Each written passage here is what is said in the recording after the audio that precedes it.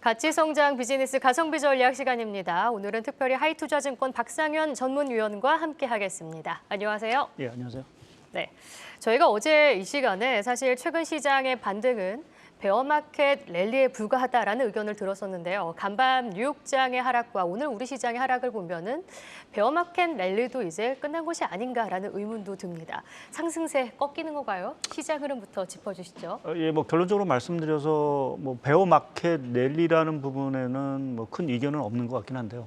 근데 여기서 이제 베어마켓 랠리가 이제 종료가 된 거냐라는 부분에서는 저희는 조금 더 연장이 될 수 있다라는 쪽에 좀 생각을 하고 있고요. 특히 이제 저희가 뭐 오늘 이제 중요한 빅 이벤트도 소비자 물가라는 어떤 빅 이벤트도 있긴 하지만 결국 9월 FOMC 이전까지는 전체적으로 조금 어떤 이 베어마켓 랠리 기조 자체가 좀 이어지지 않을까라는 게 저희 기본적인 시각입니다. 그러니까 CPI를 확인하고 나서 베어마켓 랠리의 지속성도 좀 체크를 해보셔야겠네요. 예. 자, 특히 어제 뉴욕장에서 엔비디아에 이어서 마이크론이 어제 가이던스를 하향하면서 이 반도체 수요 부진에 대한 우려도 커지고 있습니다. 이번 빅테크주들의 하락은 좀 어떻게 보셨나요? 예, 뭐 어느 정도는 예상했던 사항들이고요. 특히 이제 전 세계적으로 이제 IT 산업 또 반도체 업황 자체가 사실은 좀 부진하고 있다라는 부분에서 보게 되면 이 실적 부진 자체는 어느 정도 조금 예상됐던 부분들이고요. 특히 이제 엔비디아 같은 경우는 중국 내 여러 가지 이제 그 가상화폐와 관련된 채굴 이런 수요 자체가 상당히 이제 많이 줄어든 영향들 뭐 이러한 것들도 이제 영향을 미쳤고 이제 데이터 센터에 대한 수요 감소. 그러니까 지금 보게 되면 뭐 전 세계적인 업황 부진이라는 부분도 있긴 하지만 한편에서 보게 되면 결국 중국 경기, 특히 중국의 IT 수요 자체가 상당히 조금 부진하다라는 부분 자체가 뭐 엔비디아라든지 이러한 빅테크 일부 업종 기업의 실적에 조금 부담을 좀 주고 있는 부분들인 것 같습니다. 사실 이번에 가이던스 하향을 보면서 지난 5월 초에 긍정적인 전망을 밝혔던 마이크론이었거든요. 근데 가이던스를 낮춘 거는 팬데믹 때 급증했던 PC와 스마트폰 수요가 얼마나 빨리 떨어지고 있느냐, 이게 좀 실감을 할 수 있다라고 볼 수 있을 것 같은데, 그렇다면 반도체 수요 부진을 좀 심각하게 봐야 되는 거 아닙니까?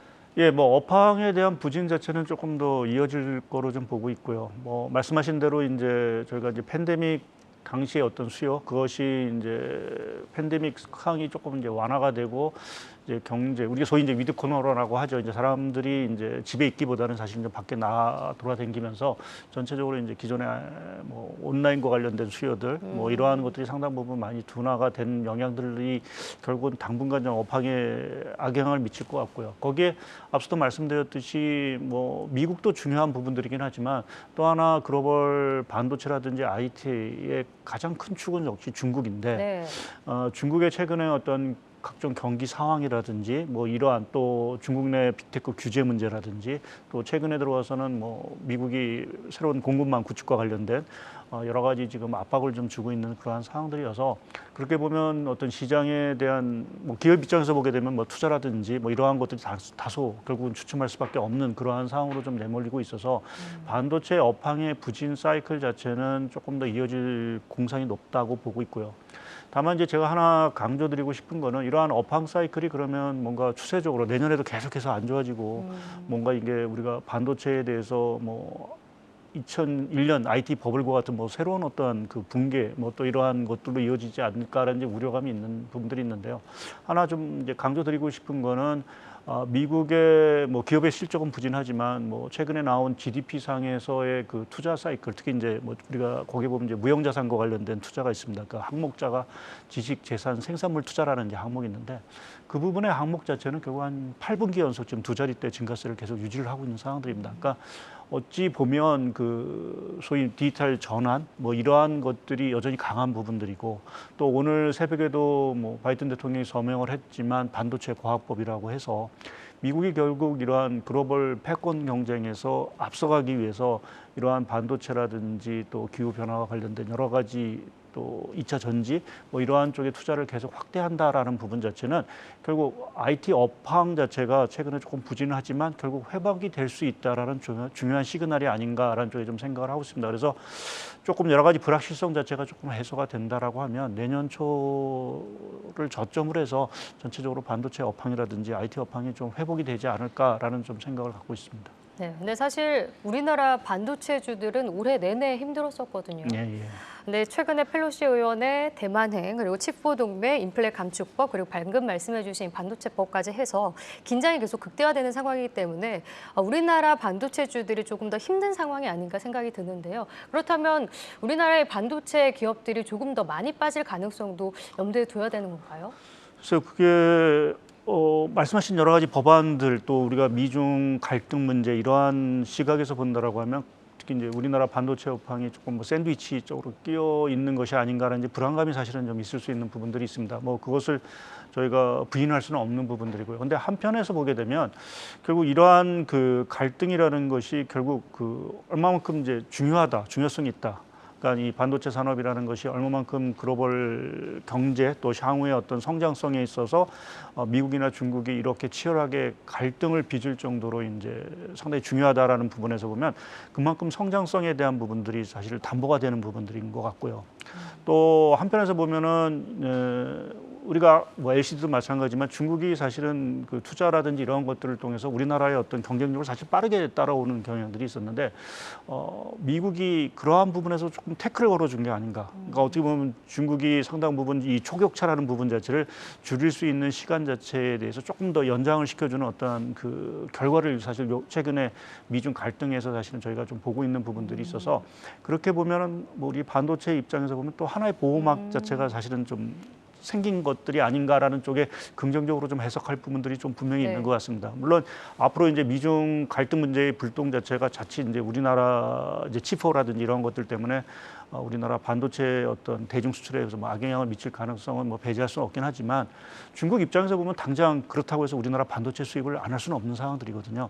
그래서 지금 뭐 일부 이러한 그 반도체와 둘러싼 여러 가지 좀 불협화음 이 부분에 대해서 물론 리스크도 분명히 있긴 하지만 조금 중장기적인 관점에서 보게 된다면 그렇게 뭐 부정적이는 아닐 수 있다라는 쪽으로 좀 저희가 좀 바라봐야 되지 않겠냐. 그런 측면에서 보면 말씀하신 어떤 삼성전자라든지 하이닉스의 어떤 주가 이러한 것들이 좀 바닥권에 사실은 좀 와 있다라는 쪽으로 좀 보는 게 조금 더 타당하지 않을까 좀 생각을 하고 있습니다. 네.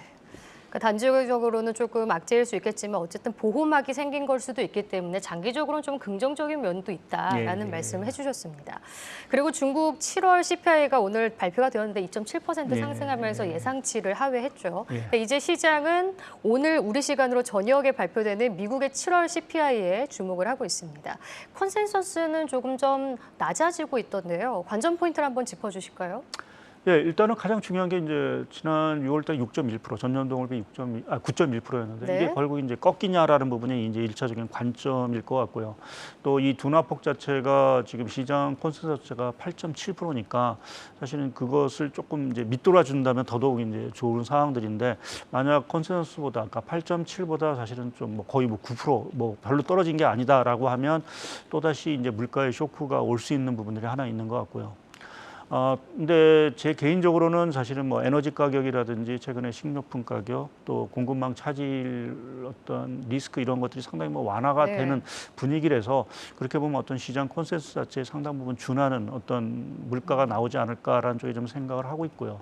저희가 근데 한 가지 조금 주목을 해야 되는 게 사실 헤드라인 물가 자체는 뭐 우리 생각으로도 물가가 떨어졌으니까 떨어질 거라고 보고 있는데 문제는 이제 코어 쪽, 그러니까 우리가 에너지하고 식료품을 제한 이제 코어 쪽은 오히려 이제 이번 달이 상승할 거로 이제 시장이 그러니까 5.9%에서 6.1% 좀 상승할 거로 이제 예상을 하고 있는데, 그러니까 헤드라인이 꺾이는 상황에서 코어가 올라간다라고 하면 사실은 물가 정점량의 탄력을 받기는 사실 조금 힘들 수도 있는 부분들이 있습니다. 그래서 코어 부분 자체가 떨어지는 데는 좀 시간이 당연히 걸릴 수밖에 없는 부분들이고 그래서 저희가 보는 데 있어서 이 코어 물가 자체가 최소한 시장 컨센서스 자체를 넘어서지는 말아야 될 거다.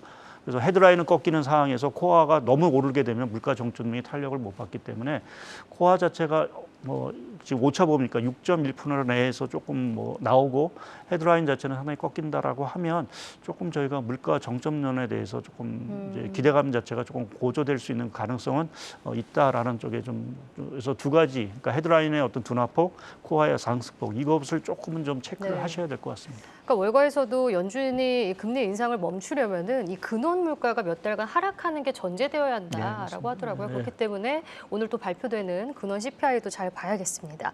근데 미국 기대 인플레이션 좀 한풀 꺾인 모습인데요. 오늘 CPI가 만약에 잘 나오고 예. 물가 정점론이 제기가 된다면 파월의 피봇, 즉 연준의 완화적 스탠스가 제기될 가능성도 있을 것 같은데 이에 따라서 8월에 말에 있을 이 잭슨홀 미팅에서도 명확한 시그널이 나올 수 있을지 주목이 되고 있습니다. 위원님이 최근 쓰신 리포트에서도 이번 이 잭슨홀 미팅에서 파월 피봇에 대한 조금 더 명확한 시그널을 던져줄 수도 있다라고 하셨는데 이게 어떤 의미인가요?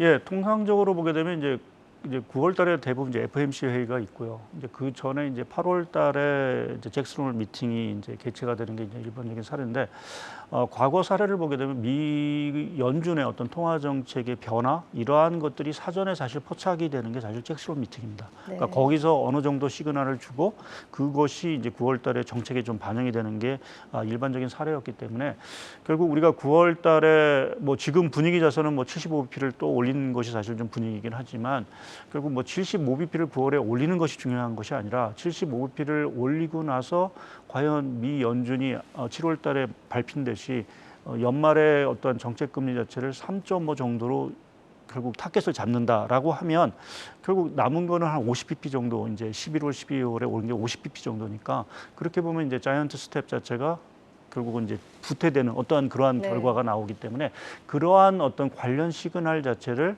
결국 이번 잭슨홀 미팅에서 파월 의장 자체가 넌지시 던져준다라고 하면 그러한 것들이 시장에서는 파월 피벗에 대해 최근에 조금 약간은 좀 이제 기대감 자체가 약화된 부분들을 다시 살릴 수 있는 계기가 되지 않을까라는 쪽에 좀 생각을 하고 있고요. 이제 그러한 측면에서 오늘 발표되는 사실 물가가 그런 면에서 상당히 좀 중요할 것 같습니다. 그러니까 물가가 피크를 치냐 예. 안 치냐에 따라서 이 파월 피봇이 나타날 것인지 이게 중요하겠군요. 예, 그러니까 파월의 어떤 메시지 자체가 조금 더 강하게 던져줄 수도 있고 만약 또 기대보다 또 물가가 또 좀 생각보다 그러니까 좀 높게 나온다라고 하면 아무래도 뭐 잭슨홀 미팅에서 물가에 대한 얘기들을 더 강조하는 뭐 이러한 얘기가 나올 수 있는 부분들이 사실은 있기 때문에 네. 그러한 측면에서 보면 이번 7월 오늘 발표되는 7월 물가 자체가 상당히 조금 중요한 어떤 분수령으로 좀 될 것 같습니다. 그러니까 최근 시장에서 계속 물가를 봐야 되는지 아니면 저희가 또 경기 침체 얘기가 계속 나오잖아요. 이 얘기도 한번 해봐야 될 것 같은데 최근 발표된 GDP뿐만 아니라 뭐 제조업 지수나 이 소비 심리 지수를 보면 이미 경기 침체 국면에 들어와 있는 것 같은데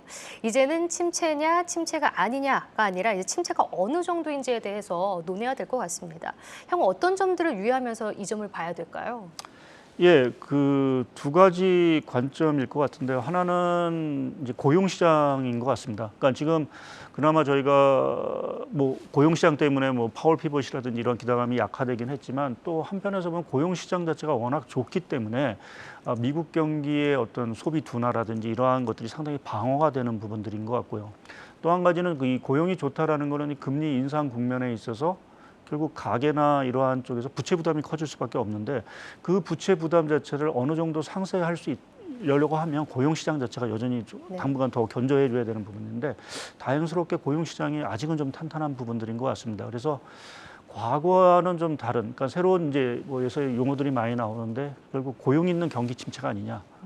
그러니까 과거에는 뭐 이 역설적으로 보게 되면 고용 없는 경기 회복 이게 2000년대 어떤 주요한 어떤 그 타이틀이었는데 이번은 역설적으로 경기 침체는 있는데 고용은 탄탄하다 해서 고용 있는 경기 회복이라는 어떤 새로운 용어가 등장할 정도로 이 고용 시장이 탄탄하다라는 부분 자체가 어찌 보면 경기 침체의 리스크 자체를 상당 부분에 완화시켜주는 요인으로 좀 저야 봐야 될 것 같고요. 두 번째로 저희가 봐야 되는 부분은 결국 에너지 가격인 거로 보고 있습니다. 그러니까 뭐 지금 우리가 물가 하락을 이제 정점을 얘기하는 어떤 가장 큰 빌미를 제공한 것도 결국 유가라든지 이러한 것들이 떨어지면서 사실은 그러한 기대감이 형성이 된 부분들인데 문제 자체는 지금 유가가 뭐 지금 한 그 90불 내에서 사실은 있는데 여기서 추가적으로 좀 더 떨어져야 사실은 우리가 물가도 더 떨어지고 소비 심리라든지 이러한 것들도 이제 되살아나야 되는 부분들인데 이 유가라는 부분 자체가 지금 하나 남은 과제 자체가 겨울철에 유럽에서 발생할 수 있는 이 에너지 대란과 관련된 부분입니다. 그러니까 지금 유럽이 그 러시아산 특히 이제 천연가스 공급 자체가 상당 부분 이제 감소를 하다 보니까 지금 겨울철에 이 감소를 결국 이겨낼 수 있을지라는 어떤 우려감이 아직은 깔려 있는 상황들이고요. 만약 진짜 에너지 대란이 나왔을 경우에는 뭐 천연가스 가격뿐만 아니라 유가가 다시 또 폭등하는. 그래서 미국 에너지청 같은 경우도 뭐 내년 그 유가 전망을 기본적으로는 이제 하락을 보고 있긴 하지만 이게 상하단 자체, 그러니까 저점 자체를 뭐 한 하단은 40% 보고 40%로 보고 있고 상단은 거의 한 300%를 보고 있습니다. 그러니까 그만큼 오차 범위가 크다는 얘기죠. 네. 그러니까 그러한 상황에서 가장 중요한 거는 결국 이 겨울철에 우리가 유럽 쪽의 에너지 리스크 자체를 결국 해소할 수 있느냐, 피할 수 있느냐라는 부분 자체가 향후 남은 어떤 경기 사이클 문제, 또 어찌 보면 그 파생해서 우리가 우려하는 신용에 대한 문제, 그러니까 기업들 자체가 뭔가 이제 파산을 하고 하는 이러한 것들을 좌우하는 어떤 핵심 변수이기 때문에 네. 그렇게 보면 여전히 에너지 문제에 대해서, 에너지 가격에 대해서는 저희가 조금 주목을 좀 할 수밖에 없는 상황으로 좀 봐야 될 것 같습니다. 네. 저희가 물가에 대해서도 짚어봤고 또 고용 지표도 잘 봐야 된다. 그리고 오늘 CPI가 제일 중요하겠고요. 또 에너지 가격에 대해서 향후 투자 전략을 짜는 데 있어서 주요한 변수가 될 수 있다라는 말까지 해주셨습니다. 네, 이렇게 박상현 하이투자증권 전문위원과 함께했습니다. 오늘 말씀 고맙습니다. 네, 감사합니다.